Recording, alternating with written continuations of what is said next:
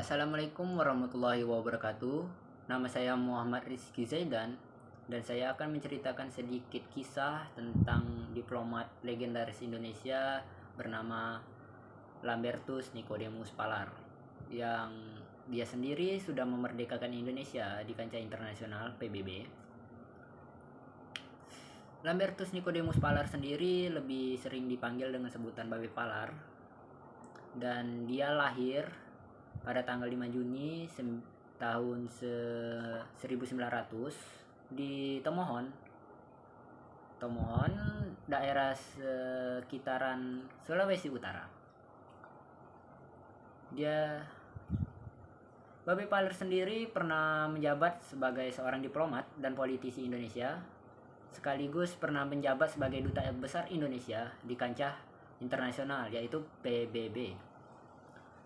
Lambertus Nicodemus Palar sendiri atau Babe Palar sendiri pernah juga bersekolah di sebuah tempat bernama Mulo di daerah Tondano, dan kemudian melanjutkan sekolahnya di AMS Yogyakarta. Di Yogyakarta sendiri dia tinggal bersama Dr. Samratulangi. Dan di AMS ini pula lah dia pertama kali berkenalan dengan yang namanya politik, dan pernah juga masuk menjadi anggota organisasi pemuda nasionalis Jong Minahasa di sana. Dan kemudian setelah lulus AMS dia melanjutkan lagi studinya di jenjang yang lebih tinggi, yaitu ITB, Institut Teknologi Bandung pada saat itu. Tapi selama setahun Babe Palar sendiri tidak pernah masuk ke dalam ITB itu, tidak pernah masuk ke kampus dia. Bukan karena dia bandel atau sering bolos, tapi lebih ke arah dia sakit-sakitan. Jadi sering terbaring di rumahnya. Dan selama setahun inilah dia begitulah, tidak pernah masuk ke dalam kampus itu, tidak masuk ke kampus. Dan kembali ke Minahasa dia.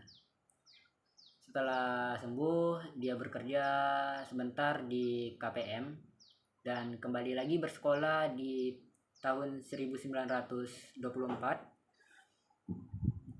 di Sekolah Tinggi Hukum di Jakarta, cikal bakal Fakultas Hukum UI.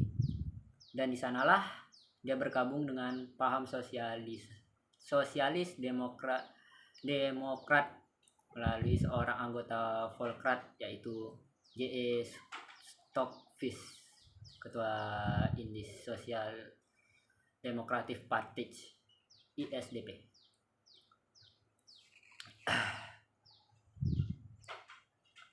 Karir politiknya itu lebih terasa pada saat dia berada di Belanda sendiri.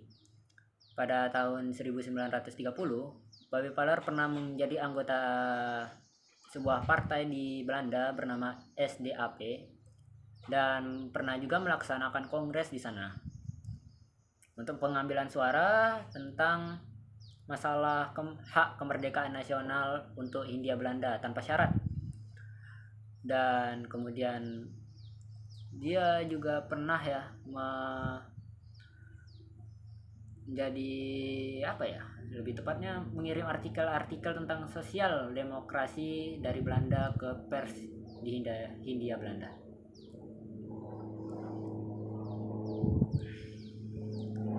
Tetapi pada suatu saat pada Perang Dunia Kedua, Babe Palar tidak bisa bekerja untuk SDAP. Kenapa? Karena pada saat itu Jerman memiliki kependudukan di Belanda, dan dia tidak bisa melakukan tugas politiknya. Dia pada saat itu bekerja sebagai guru bahasa Melayu dan sebagai gitaris orkes keroncong di sana. Dan pernah juga dia bersama istrinya tergabung dalam gerakan bawah tanah anti Nazi. Dan setelah perang, Palar terpilih menjadi anggota dari sebuah partai bernama PVDA, sebuah partai baru yang bermula dari SDAP, tapi di partai VPDA ini dia tidak terlalu lama ya menjabat di sana, karena ada suatu masalah di mana Babe Palar pernah menuntut untuk memerdekakan Indonesia, tetapi partai parlemen tersebut malah melakukan aksi polisionil di Indonesia, dan Palar pun mengundurkan diri setelah itu. Maaf, suara motor. Setelah dia mengundurkan diri dari parlemen, dia kembali melanjutkan usahanya untuk memerdekakan Indonesia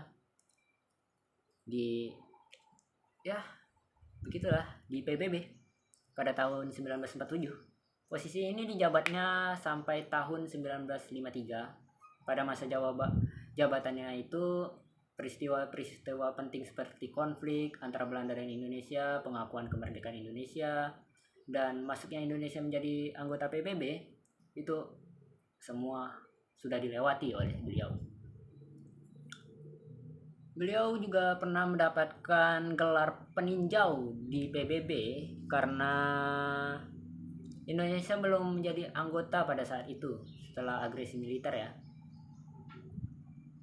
Walau begitu ya, dia berhasil memerdekakan Indonesia di kancah PBB. Dan sampai dia pernah mengikuti konferensi meja bundar untuk mengakui kemerdekaan Indonesia oleh Belanda pada tanggal 27 Desember 1949. Ini kemerdekaan yang benar-benar sah ya di kancah internasional. Dan akhirnya Belanda mengakui kemerdekaan Indonesia. Ya walaupun dengan konflik ini itu ya, akhirnya berhasil.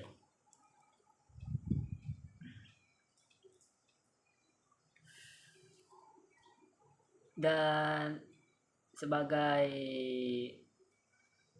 anggota pertama Indonesia di kancah lebih tepatnya perwakilan pertama Indonesia di PBB, dia juga seorang yang berpidato di muka sidang umum PBB pertama, perwakilan pertama Indonesia di PBB, paling pertama.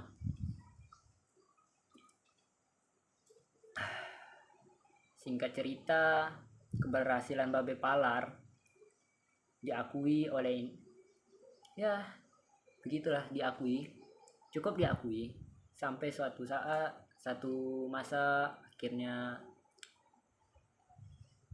Babe Palar pensiun dari tugas diplomatisnya pada tahun 1967. Setelah melayani bangsanya ya dalam permulaan usaha dan konflik Indonesia,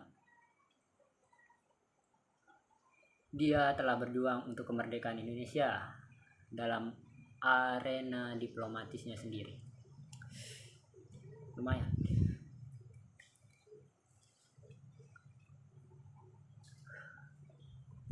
Babe Palar sendiri meninggal dunia di Jakarta tanggal 13 Februari 1981 karena sebuah penyakit asma, dan juga karena usianya yang sudah renta ya.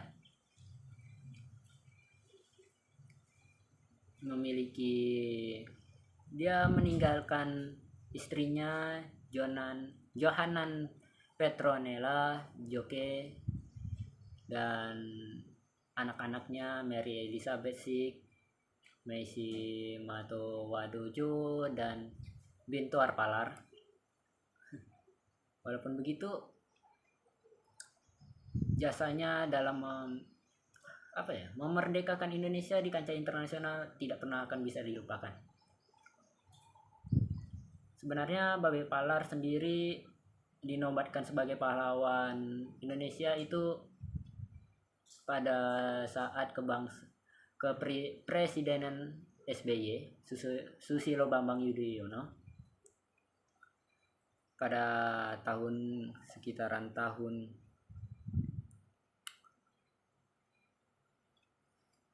berapa itu, saya lupa. Yang penting pada saat itu Palar tidak langsung dinobatkan sebagai pahlawan nasional, tapi dia dinobatkan sebagai pahlawan nasional pada saat kepemimpinan presiden kita SBY. Dan Babe Palar sendiri di makam Tanah Pahlawan, ya bukan Tanah Pahlawan, Tanah Kusir, pemakaman umum Tanah Kusir, kan di pemakaman pahlawan ya. Maaf agak terpotong. Oke. Ada suatu fakta menarik tentang kematian Babe Palar sendiri yang lumayan menarik ya. Maaf. Kematian Babe Palar tutup usia pada usia 80 tahun, 8 bulan, dan 8 hari. Serba 8. Luar biasa. Ya, walaupun ya Babe Palar sendiri baru dikatakan sebagai pahlawan pada tahun lebih tepatnya pada tahun berapa itu,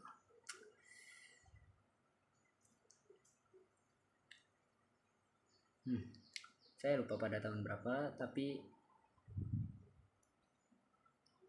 pada saat itu masih masa pemerintahan SBY ya, seperti saya katakan tadi, masih baru, tapi